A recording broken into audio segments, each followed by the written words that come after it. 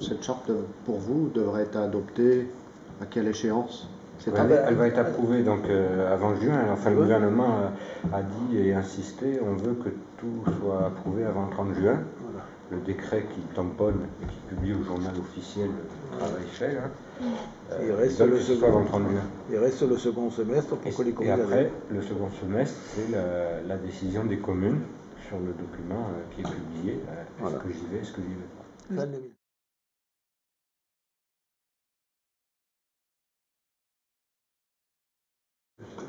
Je répétais que c'était le préfet qui gérait ça parce qu'on a dans l'esprit de certaines personnes l'idée que le parc favoriserait la présence du loup ou aurait participé à son retour. C'est faux.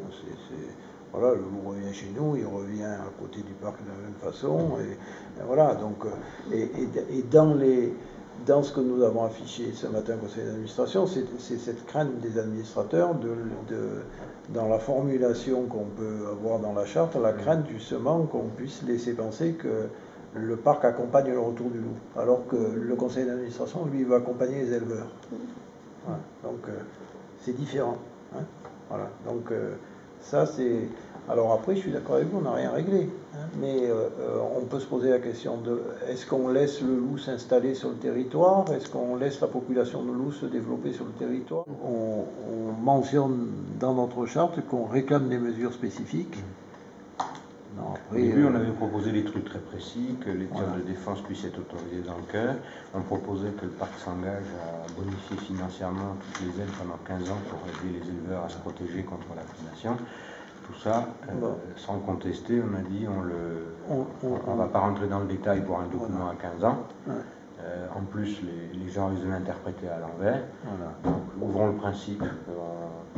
De chercher des mesures spécifiques au territoire, mais ne les précisons pas. On ne connaît même pas le plan loup. Le plan loup, il va sortir dans quelques semaines. Notre projet de charte, il fallait le boucler aujourd'hui. Donc, voilà.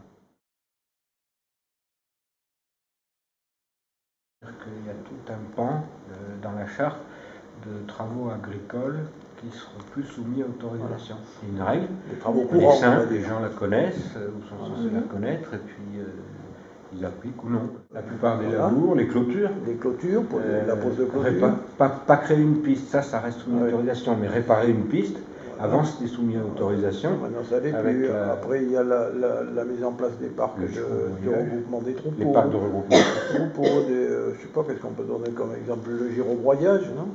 Oui, le gyrobroyage aussi. Les zones humides, sèchement des zones humides? Non, le sèchement des zones humides, on a gardé soumis à autorisation, quelle que soit la taille.